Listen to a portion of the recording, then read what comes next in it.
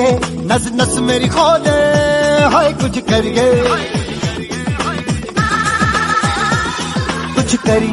कुछ करिए, बस बस बड़ा बोले, अब कुछ करिए। ओ कोई तो चल सिद्ध फड़िए, तू बेतरिए या मरिए, हाय कोई तो चल सिद्ध फड़िए, तू बेतरिए या मरिए। शक है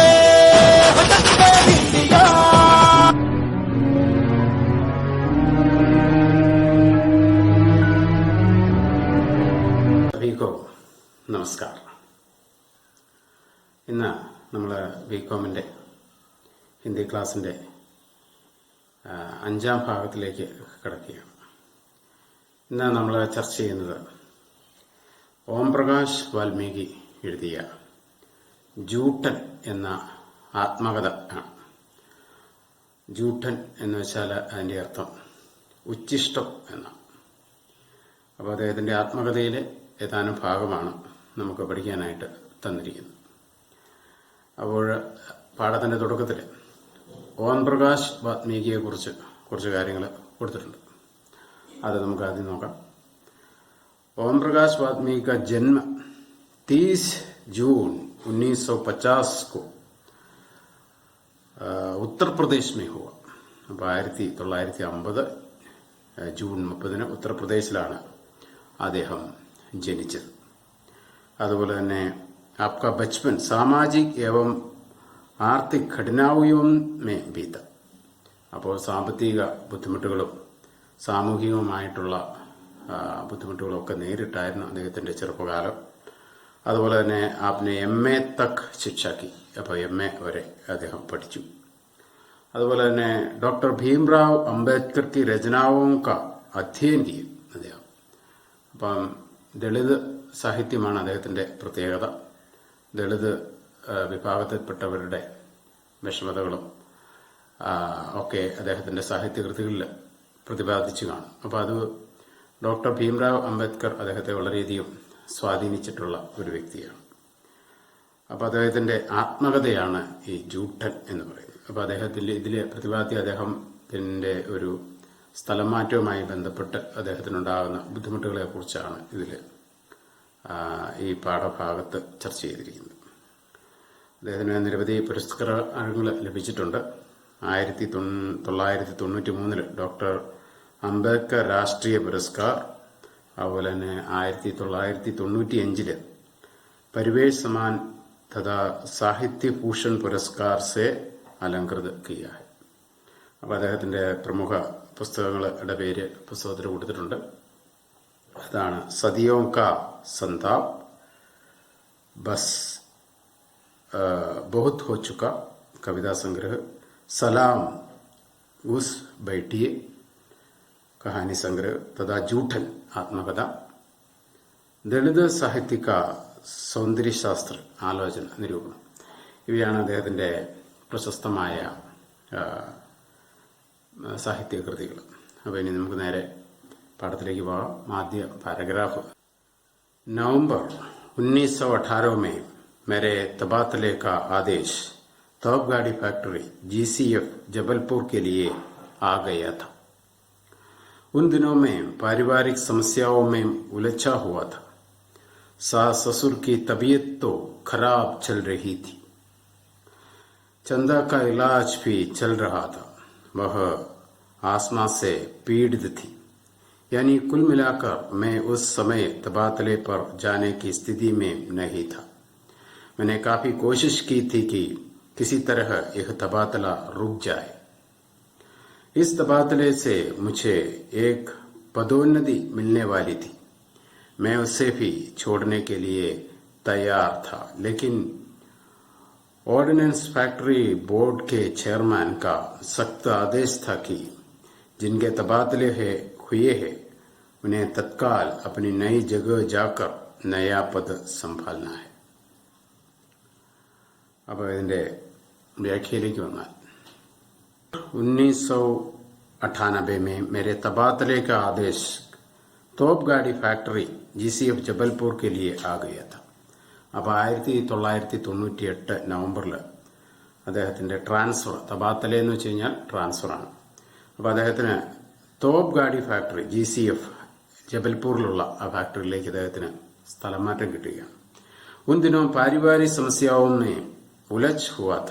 അപ്പം കുടുംബ പ്രശ്നങ്ങൾ കാരണം അദ്ദേഹം ആകെ വിഷമിച്ചിരിക്കുന്ന ഒരു സമയത്തായിരുന്നു ഈ സ്ഥലം മാറ്റം. സാ സസുർക്കി തബിയത്തോ ഖരാബ് ചൽ രഹി തി. അതുപോലെ തന്നെ അമ്മാവിന്റെയും അമ്മായിയുടെയും ഒക്കെ ആരോഗ്യസ്ഥിതി വളരെ മോശമായിരുന്നു. ചന്ദാക്ക ഇലാജ് ഫി ചൽ രഹാത്ത. അദ്ദേഹത്തിന്റെ ഭാര്യ ചന്ദയുടെയും ചികിത്സകൾ ഒക്കെ നടന്നുകൊണ്ടിരിക്കുന്ന സമയമായിരുന്നു. വഹ് ആസ്മാസെ പീഡിതി. അവർക്ക് ആസ്മയാലെ വളരെയധികം കഷ്ടപ്പെടുകയായിരുന്നു. യാനി കുൽ മിലാക്കർ മേ ഉസ് സമയ ഇസ്തബാത്തിലെ പർ ജാനെ കി സ്ഥിതി മേ നഹീ ഥ. അപ്പം മൊത്തത്തിൽ പറഞ്ഞു കഴിഞ്ഞാൽ ഈ ട്രാൻസ്ഫർ ഒരു തരത്തിലും ഉൾക്കൊള്ളാൻ പറ്റാത്ത വിധം, അല്ലെങ്കിൽ അവിടുന്ന് വീട്ടിൽ നിന്ന് മാറി നിൽക്കാൻ പറ്റാത്ത ഒരു സാഹചര്യത്തിലൂടെ കടന്നു പോകുമ്പോഴാണ് ഇങ്ങനെ ഒരു ട്രാൻസ്ഫർ വന്നത്. मैंने काफी कोशिश की थी कि किसी तरह तबादला रुक जाए. എങ്ങനെയെങ്കിലും ഈ ട്രാൻസ്ഫർ ഒന്ന് ഒഴിവാക്കാൻ, മാറ്റിക്കിട്ടാനായിട്ട് നിരന്തരം പരിശ്രമിച്ചു. ഒത്തിരി ശ്രമം നടത്തി നോക്കി. इस तबादले से मुझे एक पदोन्नति मिलने वाली थी. मैं उसे भी छोड़ने के लिए तैयार था. അപ്പോൾ ഈ ട്രാൻസ്ഫർ മൂലം ഒരു പ്രൊമോഷൻ കിട്ടുന്നുണ്ട്. ആ പ്രൊമോഷനും വേണ്ടെന്ന് വെക്കാൻ തയ്യാറായിരുന്നു. എന്നിട്ട് പോലും ട്രാൻസ്ഫർ തടയാൻ സാധിച്ചില്ല. लेकिन ऑर्डिनेंस फैक्ट्री बोर्ड के चेयरमैन सख्त आदेश था कि जिनके तबादले हुए हैं उन्हें तत्काल अपनी नई जगह जाकर नया पद संभालना है. അപ്പോൾ അതിന്റെ ബോർഡ് ചെയർമാൻ വളരെ കർശനമായ നിർദ്ദേശം നൽകിയിരിക്കുകയാണ്. ഈ ട്രാൻസ്ഫർ കിട്ടിയവര് അവിടെ ചെന്ന് ചാർജ് ഏറ്റെടുക്കണം. അതിനുശേഷമേ ബാക്കിയുള്ള കാര്യങ്ങൾ പിന്നെ എന്തെങ്കിലും മാറ്റം ഉള്ളൂ. അപ്പം കിട്ടിയവര് അവിടെ ചെന്ന് തങ്ങളുടെ പദവി ഏറ്റെടുക്കണം എന്ന് വളരെ കർശനമായി നിർദ്ദേശം നൽകിയിരിക്കുകയാണ്. जब मेरे तबादले की खबर मेरे पास सास ससुर को लगी तो वे काफी परेशान हो गई. അപ്പം ഇത് അറിഞ്ഞപ്പോൾ എൻ്റെ വീട്ടിലുള്ള അമ്മാവനും അമ്മായിയും ഒക്കെ വളരെയധികം വിഷമിച്ചു, ടെൻസ്ഡായി. ഇവിടുന്ന് ഞാൻ പോയി കഴിയുമ്പോൾ വീട്ടിലെ അവസ്ഥ എന്താവും എന്ന് ചിന്തിച്ച് मैंने उन्हें समझने की कोशिश की. हमारे साथ जबलपुर चलो, जो भी सुख दुख होगा एक साथ रहेंगे. അപ്പം ഞാൻ അവരോട് പറഞ്ഞു, എൻ്റെ കൂടെ പോരെ, ജബൽപൂരിലേക്ക് പോരെ, അവിടെ വന്നു കഴിഞ്ഞാൽ എന്ത് ദുഃഖവും സുഖവും ബുദ്ധിമുട്ടൊക്കെ ഒരുമിച്ച് സഹിക്കാം എന്ന്. हमारी चिंता भी दूर हो जाएगी और आप लोग यहाँ अकेले हैं. लेकिन ससुर जी को यह गवारा नहीं था. അപ്പം ഇത് പറഞ്ഞു. അപ്പം ഞാൻ എൻ്റെ കൂടെ പോന്നാൽ നിങ്ങൾക്ക് ഒറ്റയ്ക്കാകില്ല, എനിക്കും നിങ്ങളോട് പോകാം. പക്ഷെ ഈ കാര്യം അവർ സ്വീകരിക്കാനായിട്ട് തയ്യാറായില്ല. वे बार बार यह कहते हैं अपनी माँ को ले जाओ, मैं तो यही रहूंगा. അവര് എപ്പോഴും പറയും, അമ്മയെ കൂട്ടിക്കൊണ്ടുപോകുള്ളൂ, ഞങ്ങളിവിടെ തന്നെ ഇരുന്നുള്ളൂ. जबकि देहरादून में इतने वर्ष रहने के बाद भी उनके पास अपनी कोई संपत्ति नहीं थी. സ്വന്തമായി സമ്പത്തൊന്നും ഇതുവരെ ഉണ്ടാക്കിയിരുന്നില്ല. फिर भी वे अजीब तरह का मोह पाले बैठे. പ്രത്യേകിച്ചൊന്നും അവരുടെ അവിടെ ഒന്നുമില്ല, എന്നിട്ടും അവിടെ തന്നെ താമസിക്കണം എന്നൊരാഗ്രഹമാണ് അവർക്കെല്ലാവർക്കും. ദഹ്റാദൂൻ छोड़ने के लिए तैयार नहीं थे. അത് ആ സ്ഥലം ഉപേക്ഷിച്ച് മാറാനായിട്ട് തയ്യാറില്ല. അപ്പം ചിലപ്പോൾ നമ്മൾ അങ്ങനെയാണ്, ചില വീടുകളിൽ താമസിച്ചു എന്തൊക്കെ വന്നാലും അവിടെ നിന്ന് വിട്ടു പോകാനായിട്ട് നമ്മുടെ ഒരു വല്ലാത്ത അറ്റാച്ച്മെന്റ് ചിലപ്പോൾ ഉണ്ടാകും. അപ്പം അതാണ്. ഉന്നെ സമझने മേരി തമാം കോശിഷ് നകാം ഹോ ഗയി തി. അത് മനസ്സിലാക്കി കൊടുക്കാനുള്ള എൻ്റെ എല്ലാ പരിശ്രമവും വിഫലമായി എന്നാണ്. നകാം ഹോ ഗയി. വേ ദിൻ മേരെ ലിയെ ഗഹരി നിരാശ കെ ദിൻ സാബിത് ഹോ രഹേ തെ. ആ ദിവസം എന്നെ സംബന്ധിച്ചിടത്തോളം വലിയ നിരാശയുടെ ദിനങ്ങളായിരുന്നു. മേ മാനസിക് ദ്വന്ദ് സെ ഗുസർ രഹാത്ത. മാനസികമായ സംഘർഷത്തിലൂടെ ഞാൻ കടന്നു പോവുകയായിരുന്നു. ഇനി മൂന്നാമത്തെ പാരഗ്രാഫാണ്. अंत में काफी जद्दोजहद और सोच विचार के बाद मुझे जबलपुर जाने का निर्णय लेने पड़ा. അങ്ങനെ ഒട്ടേറെ ആലോചനകൾക്കും ശേഷം അവസാനം എനിക്ക് ജബൽപൂരിലേക്ക് പോകാനായിട്ട് തീരുമാനം എടുക്കേണ്ടതായിട്ട് വന്നു. യഹ് തയ ഹുവാ കി അഭി മേ ജാക്കർ ജോയിൻ കർ ലേതാ ഹോ. അങ്ങനെ തീരുമാനിച്ചു, അവിടെ പോയി ജോയിൻ ചെയ്യാം എന്ന് തീരുമാനിക്കുകയാണ്. रहने की ठीक से व्यवस्था हो जाने पर घर गृहस्थी का सामान बाद में ले जाएंगे. അപ്പം അവിടെ ചെന്ന് താമസിക്കാനുള്ള സൗകര്യങ്ങളൊക്കെ ആയി കഴിയുമ്പോൾ സാധനങ്ങളൊക്കെ ആയിട്ട്, വീട്ടു സാധനങ്ങളൊക്കെ ആയിട്ട് പോവാം എന്ന് തീരുമാനിക്കുകയാണ്. ചന്ദ കുച്ച് ദിൻ അപ്പനെ മാതാപിതാക്കെ സാത്ത് രഹേഗി. അപ്പം ഭാര്യ ചന്ദ കുറച്ച് ദിവസം അമ്മയോട് അച്ഛനോടൊപ്പം തന്നെ താമസിക്കേണ്ടതായിട്ട് വരും. इस बीच यदि इन लोगों का मन बदल जाए तो उन्हें भी लेकर जबलपुर आ जाएगी. അപ്പൊ ഇതിനിടയ്ക്ക് ഞാൻ പോകുന്നതിന്റെ ഇടയ്ക്ക് ഇതൊക്കെ ശരിയാകുന്നതിനിടയ്ക്ക് ഇവരുടെ മനസ്സ് ഇവിടെ നിന്ന് അങ്ങോട്ട് മാറാനായിട്ട് ഒരു മനസ്സ് വരികയാണെങ്കിലോ അതും ഒരു സാധ്യതയാണ്. അപ്പൊ അതൊക്കെ വിചാരിച്ച് അങ്ങനെ അദ്ദേഹം ജോയിൻ ചെയ്യാനായിട്ട് പോവുകയാണ്. ഇനി നമ്മൾ അടുത്ത പാരഗ്രാഫ് പോവുകയാണ്. मैंने 30 नवंबर 1998 को GCF जबलपुर में अपना नया पद ग्रहण लिया. 1998 നവംബർ 30 GCF ജബൽപൂരിലുള്ള ആ ഫാക്ടറിയിൽ ആ അല്ലെങ്കിൽ പദവിയിൽ ജോയിൻ ചെയ്യുകയാണ്. इस फैक्ट्री में एक बार पहले भी मेरी पोस्टिंग हुई थी, लेकिन मात्र एक सप्ताह ही मैं वहां रह पाया था. അപ്പൊ ഇതിനു മുമ്പും എനിക്ക് ഈ ഫാക്ടറിയിൽ പോസ്റ്റിംഗ് ലഭിച്ചിട്ടുണ്ട്, പക്ഷെ അത് കേവലം ഒരു ആഴ്ചത്തേക്ക് മാത്രമായിരുന്നു. विभागीय प्रशिक्षण की परीक्षा में चयनित होकर मैं अंबरनाथ मुंबई आ गया था. അപ്പോൾ ഈ ഓഫീസിലെ ഉദ്യോഗസ്ഥ തലത്തിലുള്ള പരീക്ഷകളിൽ സെലക്ട് ആയിട്ട് ഉദ്യോഗസ്ഥർക്ക് മാത്രമായിട്ട് അവരുടെ ഇടയിൽ തന്നെ നടത്തുന്ന പരീക്ഷകളുണ്ട്, സ്ഥാനക്കയറ്റത്തിനൊക്കെ ആയിട്ട്. അപ്പോൾ അങ്ങനെയുള്ള പരീക്ഷകളിൽ വിജയിച്ച് ഇദ്ദേഹം മുംബൈയിലേക്ക് വരികയായിരുന്നു.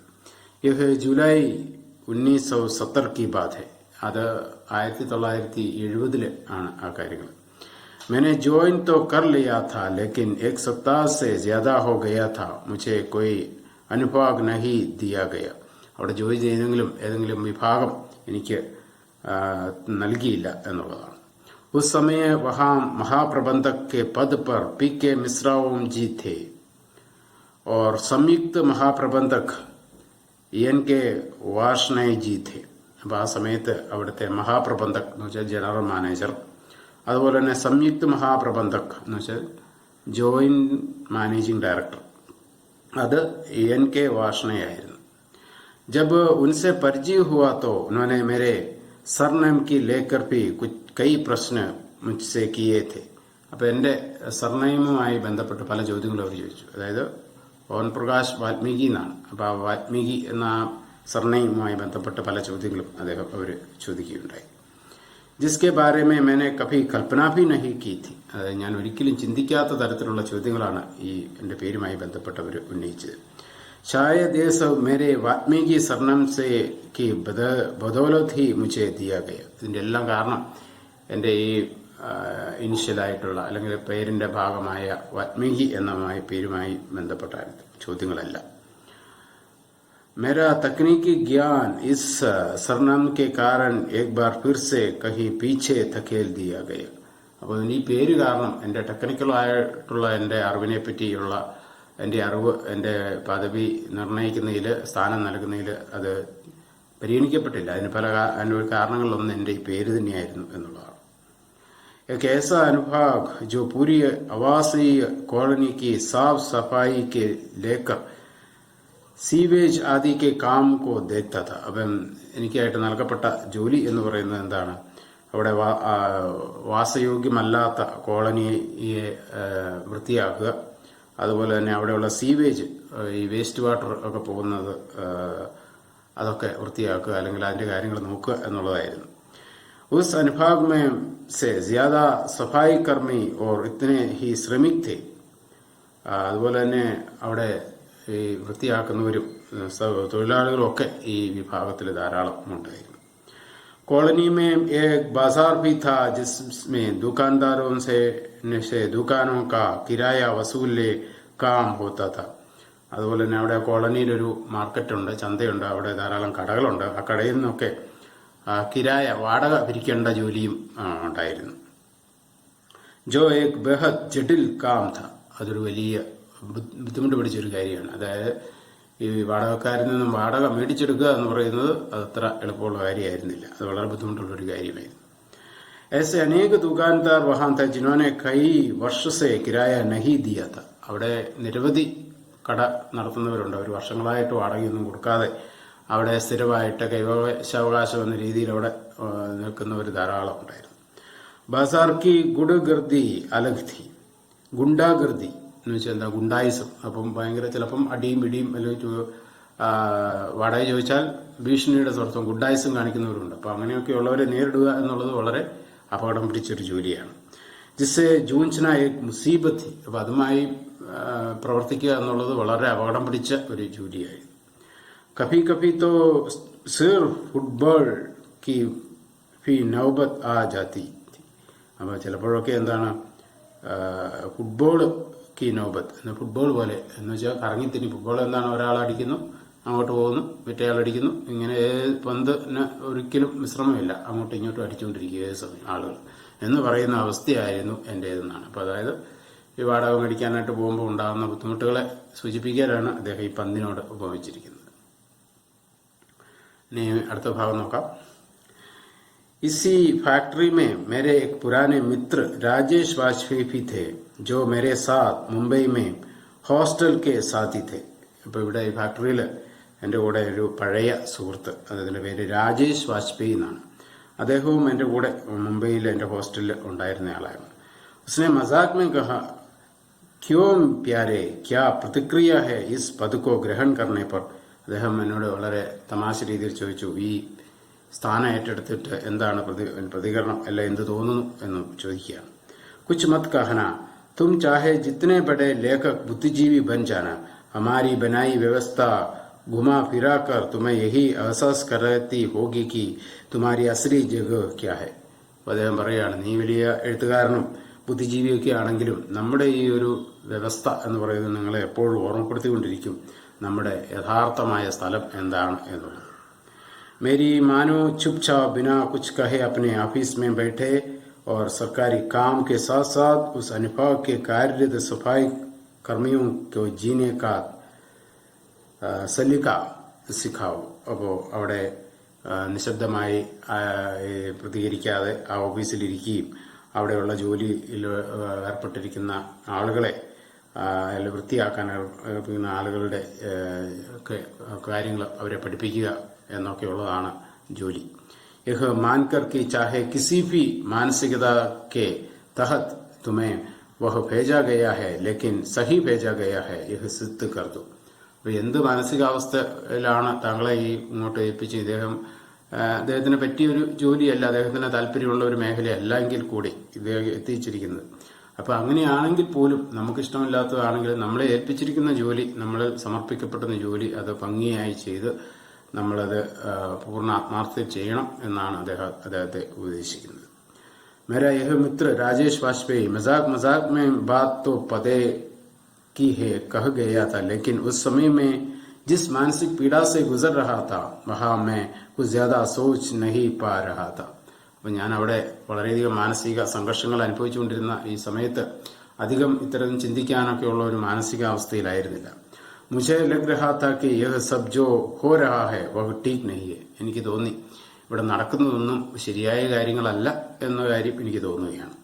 यदि मुझे यही सब करना था तो इतनी पढ़ाई लिखाई की जरूरत ही क्या थी.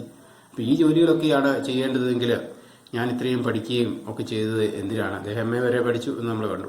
അപ്പോൾ അദ്ദേഹത്തിന് കുറച്ചുകൂടെ ഉന്നതമായ ക്ലർക്കിലായിട്ടുള്ള അല്ലെങ്കിൽ കുറച്ചുകൂടെ ഉന്നത പദവികളാണ് അദ്ദേഹം ആഗ്രഹിക്കുന്നത്, ഇഷ്ടപ്പെടുന്നത്. ഇതുപോലെയുള്ള സാധാരണക്കാരായ പണിക്കാരുടെ കൂടെ അവരെ പണിയിപ്പിക്കാനും നോക്കാനും ഒക്കെ ഇത്രയും പഠിക്കേണ്ട ആവശ്യമില്ല, സാധാരണ അല്ലാത്ത ആളുകൾക്കും ചെയ്യാൻ സാധിക്കുന്നതാണ്. അതാണ് അദ്ദേഹം ഉദ്ദേശിക്കുന്നത്.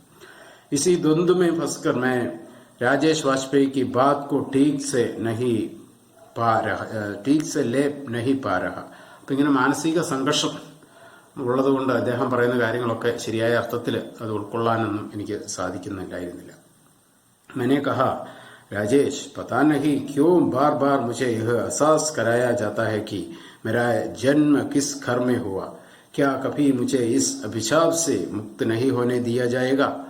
അപ്പം ഞാൻ അദ്ദേഹത്തോട് പറഞ്ഞു, എന്തിനാണ് താങ്കൾ എപ്പോഴും എന്നെ ഇതിങ്ങനെ ഞാൻ ജനിച്ച കുടുംബം എന്നെ അല്ലെങ്കിൽ ഈ ജാതി ഓർമ്മപ്പെടുത്തുന്നത്, അല്ലെങ്കിൽ ക്യാ കഭി മുझे അഭിശാപ് സെ മുക്ത നഹി ഹോനെ ദിയ, ഈ ശാപത്തിൽ നിന്നും മുക്തനാകാനായിട്ട് എന്നെ അനുവദിക്കാത്തത് എന്തുകൊണ്ടാണ്, താഴ്ന്ന ജാതിയിൽപ്പെട്ട ആളാണ് എന്നുള്ളൊരു ചിന്തയാണ്. मैंने अंत में थथक रहे अंगारों के आंच राजेश वाजपेयी की छू गई थी. അപ്പം അങ്ങനെ ഒരു തരത്തിൽ അങ്കാരം ദേഷ്യം കൊണ്ടുള്ള ഒരു തീക്കനലാണ് ഉദ്ദേശിക്കുന്നത്. അപ്പം അത് ഇദ്ദേഹത്തോട് പറയുമ്പോൾ അദ്ദേഹത്തിന്റെ വാക്കുകളിലൊക്കെ അത് ആ ഒരു എന്താണ് താഴ്ന്ന വിഭാഗത്തിൽപ്പെട്ട ആളുകളോടുള്ള ഒരു അവഗണന, അതിലുള്ള അമർഷം, അതൊക്കെ ഇതിന്റെ വാക്കുകളിൽ ജനിക്കുന്നുണ്ട്. अपने मुझे अपने सीने से लगाते हुए कहा यार यह सरकारी नौकरी है. അദ്ദേഹം എന്നെ കെട്ടിപ്പിടിച്ചുകൊണ്ട് പറഞ്ഞു, പ്രിയപ്പെട്ടവരെ, ഇത് സർക്കാർ ജോലിയാണ്. സർക്കാർ ജോലി നമ്മൾ അതിന് ബാധ്യതപ്പെട്ടവരാണ്. നമുക്ക് ഏൽപ്പിക്കുന്ന ജോലി ചെയ്യുക എന്നുള്ളതാണ്. ഇത്ര സീരിയസ് ക്യോ ഹോ രഹാ ഹെ, നീ അതിന് ഇത്രമാത്രം സീരിയസ് ആകുന്നത് എന്തിനാണ്? काम शुरू करो, तुम्हारी काबिलियत स्वयं बोलेगी और देखना फैक्ट्री प्रशासन ज्यादा दिन तुम्हें वहां नहीं रख पाएगा. നീ നിന്റെ കഴിവുകൾ തെളിയിക്കുക. അതുപോലെ തന്നെ ഫാക്ടറിന്റെ അധികാരികൾ നിന്നെ കൂടുതൽ നാളിവിടെ നിർത്തില്ല എന്നുള്ളതാണ്. और कोई ना कोई बड़ा और जिम्मेदारी का काम तुम्हें सौंपा जाएगा. ഇതിലും വലിയ ജോലികൾ നിന്നെ ഏൽപ്പിക്കപ്പെടും എന്നുള്ളതാണ്. यह एक बहुत बड़ी फैक्ट्री है. ഇത് വലിയൊരു ഫാക്ടറിയാണ്. യഹാ മഹത്വപൂർണ്ണ ഉത്പാദനം होता है. അവിടെ വലിയ പ്രധാനപ്പെട്ട ഉത്പാദനങ്ങളൊക്കെ നടക്കുന്ന ഒരു ഫാക്ടറിയാണ്.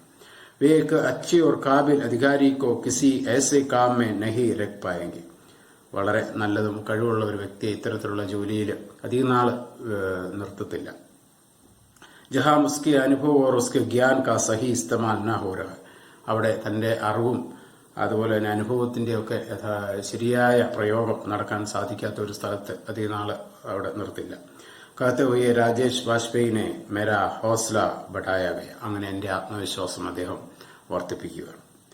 राजेश वाजपेयी ने मुझे शांत करने के लिए कहा, मैं खुद महाप्रबंधक के इस फैसले से दुखी हुआ कि तुम्हें ऐसा काम दिया है जबकि तुम्हें तो किसी रिसर्च या विकास कार्य से जोड़ना चाहिए था. അപ്പോൾ അദ്ദേഹം പറയാണ്, ഞാൻ സ്വയം ജനറൽ മാനേജറോട് അദ്ദേഹത്തിന്റെ ഈ തീരുമാനത്തോട് ഞാൻ പറഞ്ഞു, कि तुम्हें ऐसा काम दिया जबकि तुम्हें किसी റിസർച്ച് വികാസ് കാര്യം വെച്ചുകൊണ്ട്. അപ്പൊ ഇങ്ങനെയുള്ള ജോലിയല്ല ഇദ്ദേഹത്തെ ഗവേഷണത്തിലും അങ്ങനെയുള്ള കാര്യങ്ങളിലാണ് അദ്ദേഹത്തിന് കൊടുക്കേണ്ടത് എന്നുള്ളത്. ജഹാൻ തുമാരി അനുഭവക്ക ലാ ഫാക്ടറിക്കോ മിലേക. അവിടെ നിന്റെ ഈ അനുഭവജ്ഞാനം നമ്മുടെ ഫാക്ടറിക്ക് കൂടുതൽ മെച്ചം അല്ലെങ്കിൽ നേട്ടങ്ങൾ ഉണ്ടാകുന്നത് ഗവേഷണ മേഖലകളിലേക്കൊക്കെ തിരിച്ചുവിടുമ്പോഴാണ് എന്നുള്ളത്. ये काम महाप्रबंधक का नहीं, ये तो संयुक्त महाप्रबंधक का है. ഈ ജോലി ജനറൽ മാനേജർ അല്ല ആ കാര്യം ചെയ്യേണ്ടത്, മറിച്ച് ജോയിന്റ് ജനറൽ മാനേജറാണ് അത് ചെയ്യേണ്ടത്. जिसे मेरे इस सरनेम की अच्छी जानकारी है क्योंकि वह मेरे ही क्षेत्र से है. അദ്ദേഹം എന്റെ പേര് സർനാം, എന്റെ വാത്മീകി എന്നൊരു പേരൊക്കെ അദ്ദേഹത്തിന് കൃത്യമായിട്ട് അറിയാം. അതുപോലെ തന്നെ എന്റെ താമസ സ്ഥലത്തിന്റെ ആ ഏരിയയിൽ നിന്നാണ് അദ്ദേഹവും. इसलिए उसने मुझे जानबूझकर इस काम में ले. അതുകൊണ്ടാണ് അദ്ദേഹം എന്നെ ബോധപൂർവം ഈ വിഭാഗത്തിലേക്ക് ജോലിയിലേക്ക് എന്നെ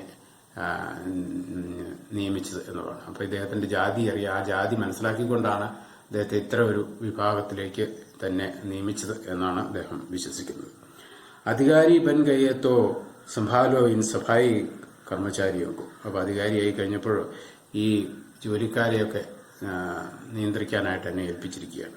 मैंने अपने मन में उड़ती शंकाओं को जाहिर किया. അങ്ങനെ ഞാൻ എന്റെ മനസ്സിലുണ്ടായ ആ സംശയങ്ങളൊക്കെ അദ്ദേഹത്തോട് പറയുകയാണ്. अरे यह साला तो महा कमीना है, लेकिन मेरी यह राय है कि तुम इसके बारे में सोचना बंद करो. നമ്മൾ ഇത് സാല മഹാ കമീന ഹെ, ഇത് വളരെ മോശം വാക്കാണ് സാല എന്ന് പറയുന്നത്. അപ്പോ ഇയാളൊരു വളരെ മോശപ്പെട്ട മനുഷ്യനാണ്, വളരെ വൃത്തികെട്ട മനുഷ്യനാണ്.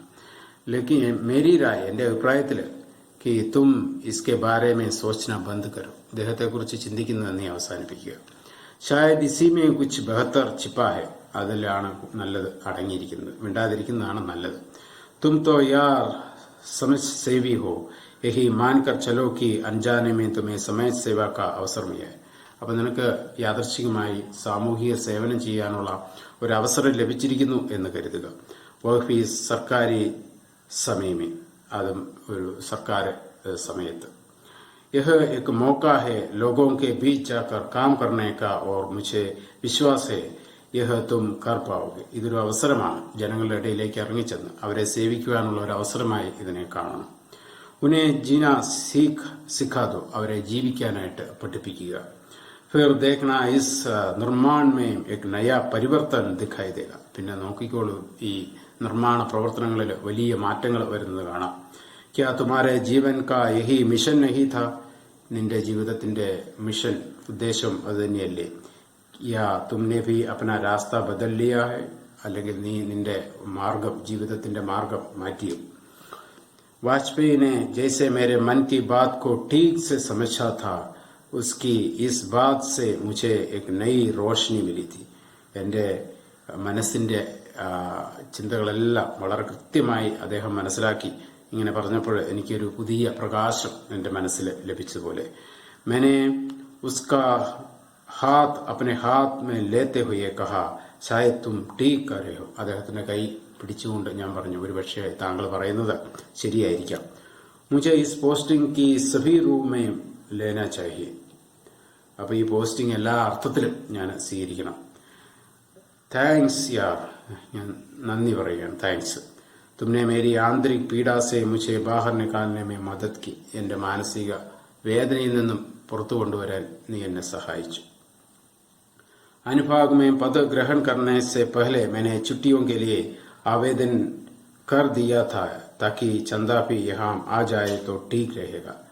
അപ്പോൾ ഈ പോസ്റ്റ് സ്വീകരിക്കുന്നതിന് മുമ്പ് ഞാൻ അവധിക്ക് വേണ്ടി അപേക്ഷിച്ചു. കാരണം ഭാര്യ ചന്തയും കൂടെ ഇവിടെ എത്താനും അതിനുള്ള സമയത്തിന് വേണ്ടിയിട്ട്. सरकारी आवास मुझे मिल गया था कि इसलिए घर गृहस्थी का सामान भी शिष्ट करना थे. അപ്പോൾ അതുകൊണ്ട് എനിക്ക് കുടുംബ വീട്ടു സാധനങ്ങളൊക്കെ കൂടെ കരുതണം, അതെല്ലാം അറേഞ്ച് ചെയ്യണം. അപ്പം അതിനു വേണ്ടിയിട്ടാണ് അവധി അപേക്ഷിച്ചത്.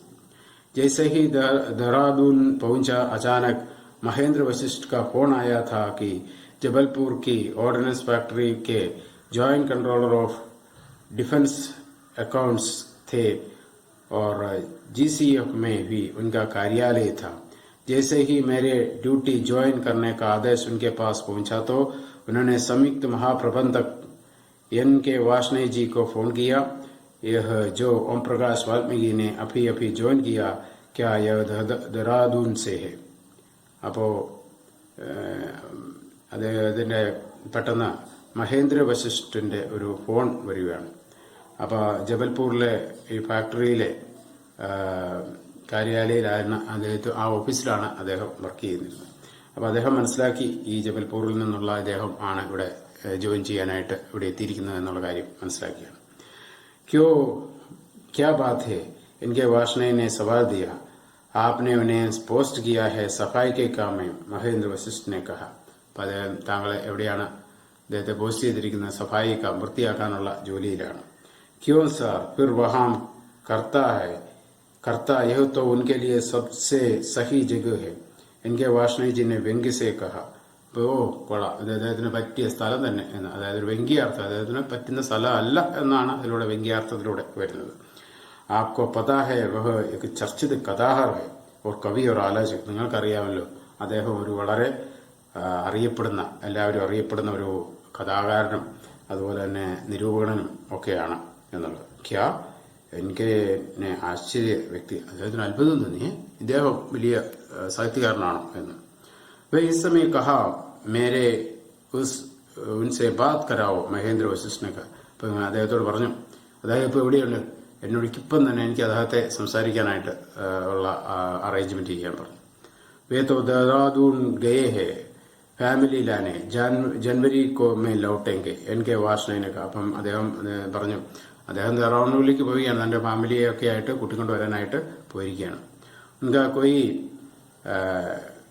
കോണ്ടാക്ട് നമ്പർ ഹോ തോ ദീജി, അദ്ദേഹത്തിന്റെ കോണ്ടാക്ട് നമ്പർ എന്തെങ്കിലും ഉണ്ടെങ്കിൽ തരാനായിട്ട് പറയുകയാണ്.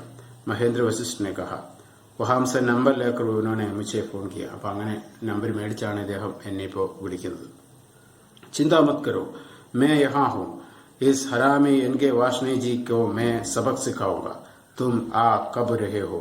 ഞാൻ പറഞ്ഞു, നീ വിഷമിക്കണ്ട, ഈ എന്താണ് ഭയങ്കരനായ എൻ.കെ. വാർഷ്ണേയനെ ഞാൻ കാര്യങ്ങൾ പഠിപ്പിച്ചോളാം, അയാൾക്ക് ഒരു പാഠം ഞാൻ പഠിപ്പിച്ചോളാം, നീ എപ്പോഴത്തേക്കാണ് ഇങ്ങോട്ട് വരുന്നത് എന്ന് ചോദിച്ചു. जी मैं 10 जनवरी की सुबह पहुंच रहा हूँ, उसके साथ ही ट्रक भी निकलेगा, उम्मीद है वो भी समय पर पहुंच जाएगा.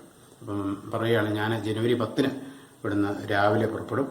അതുപോലെ തന്നെ ഒരു ട്രക്ക്, ഒരു ലോറി മറ്റ് സാധനങ്ങളൊക്കെ ആയിട്ട് കൃത്യസമയത്ത് അവിടെ എത്തിച്ചേരുമെന്ന് ഞാൻ പറഞ്ഞു. मुझे फोन करना, सामान उतारने में लेबर्स की जरूरत पड़ेगी, उनका इंतजाम मैं कर दूंगा, മഹേന്ദ്ര വശിഷ്ഠ് ने कहा. അപ്പോൾ അദ്ദേഹം പറഞ്ഞു, എന്നെ ഫോൺ വിളിച്ച് പറയണം, ഞാൻ ലേബേഴ്സിനെ പണിക്കാരെ ഏർപ്പാടാക്കാം, സാധനങ്ങളൊക്കെ ഇറക്കാനും ഒക്കെ ആയിട്ട് ഏർപ്പാടാക്കാം. മഹേന്ദ്ര വശിഷ്ഠിക്ക് വ്യംഗ്യ കഥാകാർക്ക് റൂമേയും ജാനേ ജാത്തെ थे. അദ്ദേഹം ഒരു വ്യംഗ്യ അല്ലെങ്കിൽ ഹാസ്യ രൂപത്തിൽ ഉള്ള കഥാകാരൻ എന്ന രീതിയിൽ പ്രശസ്തനാണ്. ഉनका एक കഥാസംഗ്രഹ भी ആ ചുക്കാ है. അദ്ദേഹത്തിന്റെ ഒരു കഥാസംഗ്രഹവും കഥകളുടെ സമാഹാരവും ഒക്കെ പബ്ലിഷ് ചെയ്യപ്പെട്ടിട്ടുണ്ട്. उनसे कभी मुलाकात तो नहीं हुई थी, लेकिन उनके नाम और लेखन से मैं अच्छी तरह परिचित हूँ. അദ്ദേഹത്തെ നേരിട്ട് കണ്ടിട്ടില്ലെങ്കിലും അദ്ദേഹത്തിന്റെ കഥകളും അദ്ദേഹത്തിന്റെ ലേഖനങ്ങളും ഒക്കെ ആയിട്ട് എനിക്ക് വളരെ പരിചയമുണ്ട്. ഇത് जानकर अच्छा लगा था कि वे GCF में ही बैठते हैं. ഏതായാലും അദ്ദേഹവും അവിടെ ഉണ്ട് എന്നറിഞ്ഞതിൽ വലിയ സന്തോഷം തോന്നുകയാണ്. മിൽത്തെ ജുൽത്തെ की സമഭാവന बढ़ गई है. അപ്പോൾ അവരുമായിട്ട് കാണുകയും പറയുകയൊക്കെ ചെയ്തപ്പോഴുള്ള സമഭാവന വർദ്ധിക്കുകയാണ്. GCF में रहते हुए उनसे काफी घनिष्ठ संबंध बन गए थे. അപ്പോൾ അവിടെ ആയിരിക്കുന്ന സമയത്ത് അദ്ദേഹവുമായി വളരെ അടുത്ത ബന്ധം ഉണ്ടാവുകയാണ്.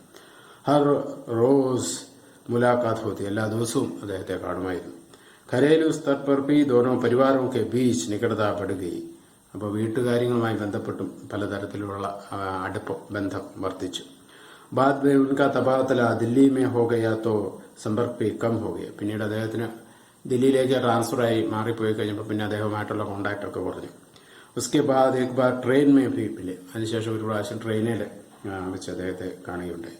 फिर काफी लंबे समय से മുലാഖാത്ത് നഹി हुई. അതിനുശേഷം പിന്നീട് വളരെ നാളുകൾക്ക് ശേഷം പിന്നീട് അദ്ദേഹവുമായിട്ടുള്ള കൂടിക്കാഴ്ചയൊന്നും ഉണ്ടായില്ല എന്നുള്ളതാണ്. പാഠഭാഗത്തിന്റെ വായിച്ചുള്ള വ്യാഖ്യയാണ് നിങ്ങളിപ്പോൾ കേട്ടത്. അപ്പോൾ ഇനി പാഠഭാഗവുമായി ബന്ധപ്പെട്ടുള്ള ചോദ്യങ്ങളും അതിന്റെ ഉത്തരങ്ങളും ഒക്കെ നമ്മൾ അടുത്ത ക്ലാസ്സിൽ ചർച്ച ചെയ്യുന്നതായിരിക്കും. അപ്പോൾ ഇതിന്റെ വ്യാഖ്യാനം നിങ്ങൾക്ക് പ്രയോജനപ്രദമായി കാണുമെന്ന് കരുതുന്നു. നന്ദി, നമസ്കാരം.